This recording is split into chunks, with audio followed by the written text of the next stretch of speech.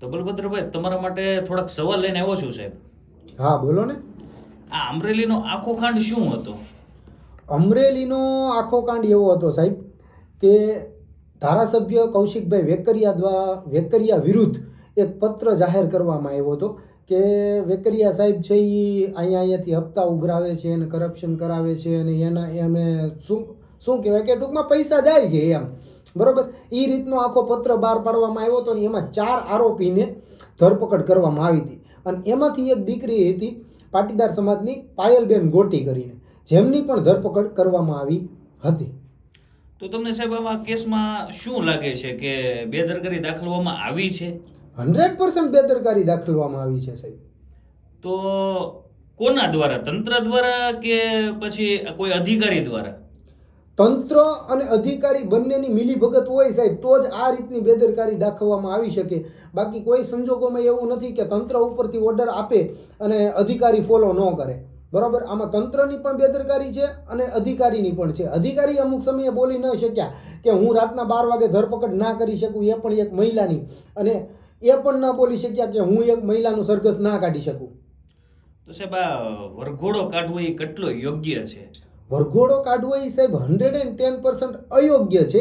જેમના માટે કે જે હજી નાના મોટા સિસ્ટમની ફેલિયરથી, સિસ્ટમ તંત્ર અને અધિકારીઓની ફેલિયરથી જે કંઈ નાના મોટા કેસમાં ફસાઈ જાય છે એ લોકોના ફેલિયરથી વરઘોડો કાઢવો અયોગ્ય છે, બરાબર. પણ હું સહકારનો એમાં સહયોગ પણ કરું છું કે જે રીઢા ગુનેગારો છે, જેની ઉપર સંગીન આરોપો લાગેલા છે, જે કૌભાંડી છે, પ્લસમાં જે આવારા તત્વો છે, કે જે સામાજિક કાર્યમાં બાધા બને છે, એવા લોકોના વરઘોડા તમે કાઢો.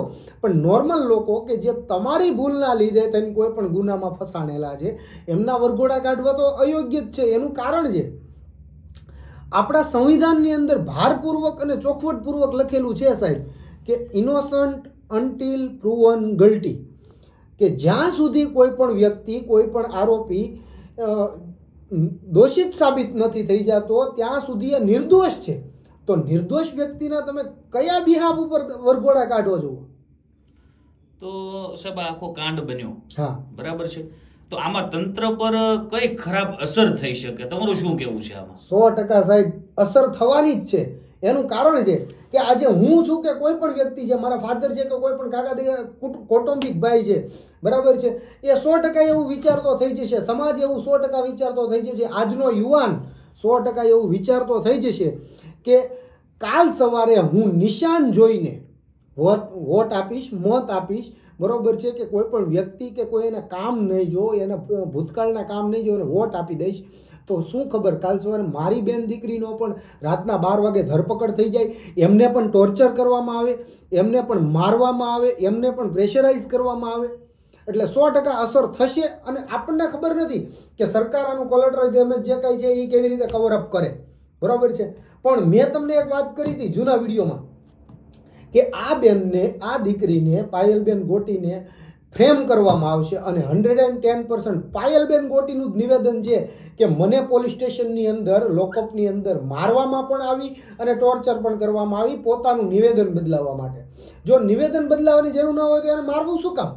કોઈ પણ વ્યક્તિને કોર્ટ પાસેથી આદેશ હતો મારવાનો? કયા જજ સાહેબનું જજમેન્ટ છે કે પાયલબેન ગોટીને તમે રિમાન્ડ ઉપર લ્યો એમ? અને રિમાન્ડ પણ એક કેવી હોય છે કે જેને યાદ અપાવવાનું હોય એને રિમાન્ડ કહેવાય. એમાં કોઈ પણ પ્રકારની મારકૂટ કરવાની આવતી નથી, ટોર્ચર કરવાનું આવતું નથી સાહેબ. તો આ 110% સિસ્ટમનું ફેલિયર છે અને તંત્રનું ફેલિયર છે.